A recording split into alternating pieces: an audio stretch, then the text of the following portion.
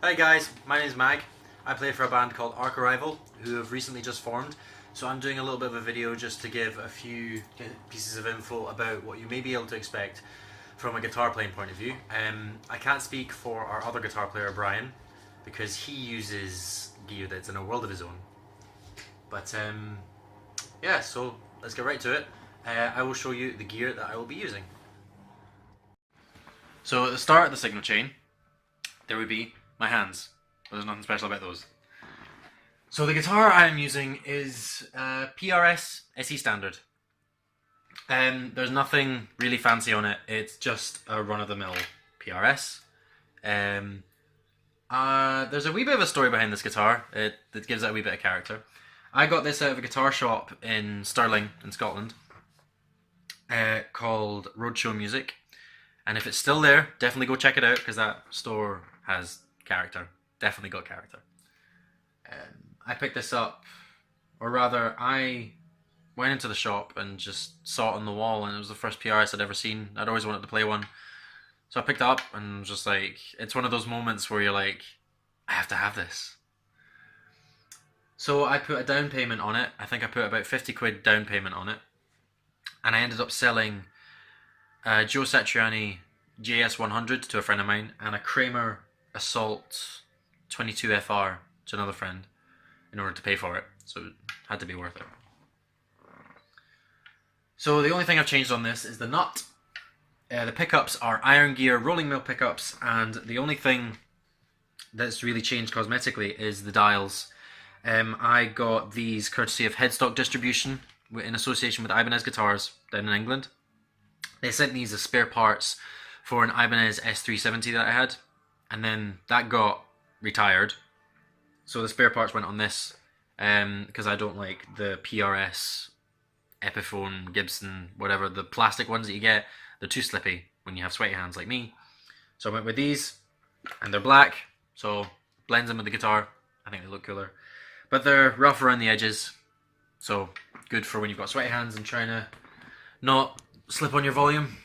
I'll probably eventually get a kill switch installed. But next in my signal chain is my Boss ME70. Now, this I bought because I did not want to buy tons of pedals. I basically want to keep it sweet and simple because I'm an idiot and I can't be dancing on tons of pedals. So, I've got this dialed in very simply. Almost everything is turned off. The only thing that's on is my wah, noise gate, distortion, and compression. So we'll start from the left and work our way right. On the left, we have compression, and everything's just turned to 2 o'clock, and it's just standard compression. So that just drives the front of the amp a wee bit.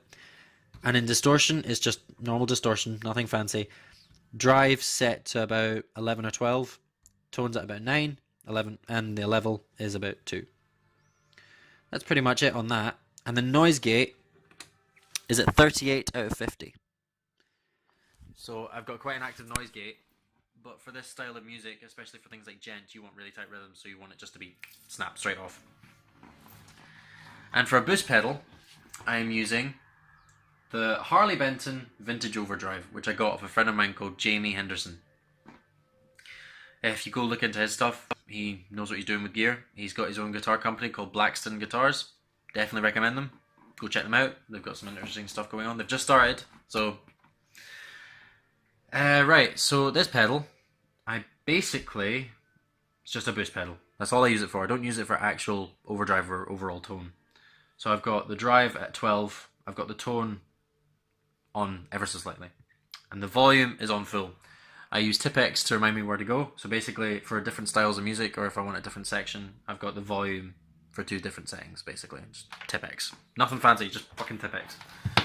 Right, and the heart of my rig, which I couldn't really do without, obviously, is my Jet City JCA 22H. Now, this amp is brilliant. I recommend these so much. Jet City are an amazing company. They're so underrated, don't get enough publicity. They could rival Marshall, in my own personal opinion. So, what I've got my amp set to is I don't use the overdrive channel at all. It's more of a blues rock amp, so everything I run through is strictly on the clean channel. Overdrive channel's not on. I have the foot switch in case I've turned it on and it's on overdrive and I need to change it over to clean.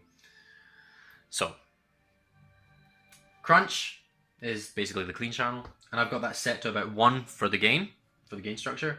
EQ is at 4, 5, and 5. That's literally it. It's just a 3-band EQ.